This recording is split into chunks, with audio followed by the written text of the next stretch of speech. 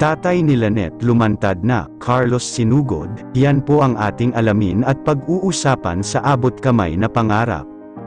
Sa kunting pagkakamali nga ni Lynette kay Doc Carlos ay halos nagmamakaawa si Lynette dahil nga sa kanyang kagagawan na kasalanan.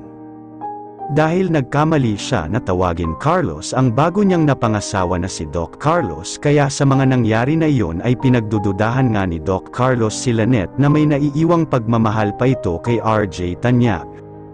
Kaya halos nagmamakaawa si Lynette kay Doc Carlos dahil sa ginawa nitong kasalanan na ito naman ang ikinaselos ni Doc Carlos kay Lynette na mukhang hindi ni Lynette maalis-alis sa kanyang isipan ang pangalan ni RJ Tanyag.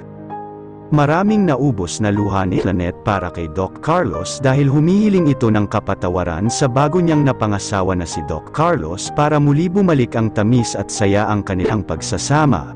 Pero nabigo pa rin si Lynette kasi hanggang ngayon ay dindedma lang siya nito at hindi talaga siya nagawang pansinin. Kaya maya-maya pa lamang ay tumawag nga itong si Lynette sa kanyang anak na si Annalyn upang kamustahin ito. Mga kapatid, sa sobra ng kanyang pagkamanhid sa kanyang sarili ay nagawa na niyang magsinungaling sa kanyang anak na si Annalyn, kumbaga pinapalabas niya dito ay ayaw niyang mag-aalala si Annalyn para sa kanya na may nagaganap na pala na karahasan.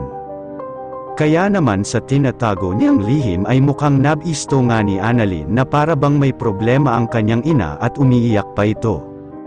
Kaya sa sobra din pagkabahala ni Annalyn sa kanyang ina ay pinag-pray nga niya ito na baka sakali na hindi masaktan ang kanyang ina ni Doc Carlos. Mga kapatid, ano nga ba ang susunod na naman na eksena sa abot kamay na pangarap? Magkakahiwalay nga ba sila dahil sa hindi na siya pinapansin ni Doc Carlos o hindi kaya sa sobrang selos nito ay nagawa na niyang bugbugin si Lynette? Kaya yan po ang ating aabangan, mula lamang yan sa abot kamay na pangarap.